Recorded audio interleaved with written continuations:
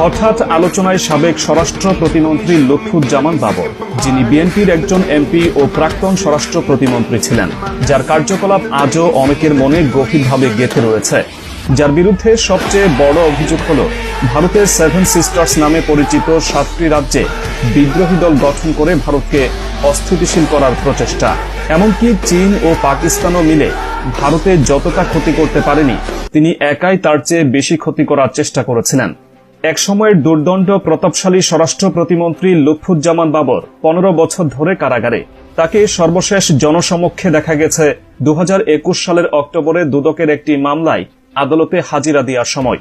এখন তিনি কেরানীগঞ্জে ঢাকা কেন্দ্রীয় কারাগারে তার ফাঁসির রায়ের চূড়ান্ত নিষ্পত্তির প্রহর গুনছেন। অন্তর্বর্তী সরকারের শপথের 2 দিন আগে ভারতীয়